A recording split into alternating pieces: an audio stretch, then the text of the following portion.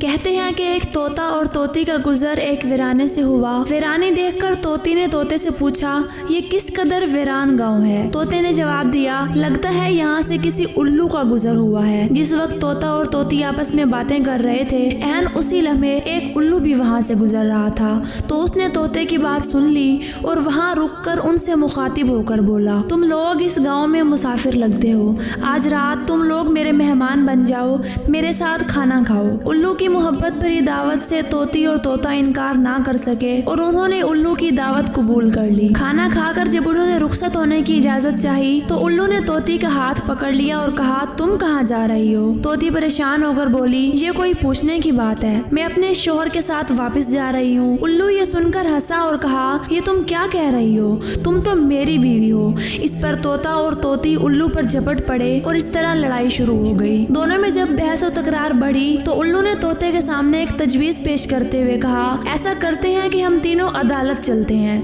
اور اپنا مقدمہ قاضی کے سامنے پیش کرتے ہیں، قاضی جو فیصلہ کرے گا وہ ہمیں قبول ہوگا۔ الو کی تجویز سن کر طوطا اور طوطی مان گئے اور تینوں قاضی کی عدالت میں پیش ہوئے۔ قاضی نے دلائل کی روشنی میں الو کے حق میں فیصلہ دے کر عدالت برخاست کر دی۔ طوطا اس بے انصافی پر روتا ہوا چل دیا تو الو نے اسے آواز دی، بھائی اکیلے کہاں جاتے ہو؟ اپنی بیوی کو تو ساتھ لیتے جاؤ۔ طوطے نے حیرانی سے الو کی طرف دیکھا اور بولا، اب کیوں میرے زخموں پر نمک چھڑکتے ہو؟ یہ اب میری بیوی کہاں ہے؟ عدالت نے تو اسے تمہاری بیوی قرار دے دیا ہے۔ الو نے طوطے کی بات سن کر نرمی سے کہا، نہیں دوست، یہ میری نہیں بلکہ تمہاری بیوی ہے۔ بس میں تمہیں صرف یہ بتانا چاہتا تھا کہ بستیاں الو ویران نہیں کرتے بلکہ نا انصافی سے ویران ہوتی ہیں۔ یقیناً یہ بات درست ہے کہ جس معاشرے میں انصاف ختم ہو جاتا ہے وہ معاشرہ بہت جلد ہی تباہ و برباد ہو جاتا ہے۔ اس لیے اپنے معاشرے میں انصاف و رواداری قائم کریں اور کسی غریب کی حق تلفی نہ ہونے دیں، کیونکہ غریب کی بد دعا آسمان کے دروازے ہلا دیتی ہے۔ اگر کہانی اچھی لگی ہو تو اس کو لائک کریں اور اپنے دوستوں تک پہنچانا نہ بھولیں۔ اللہ تعالی ہم سب کا حامی و ناصر ہو۔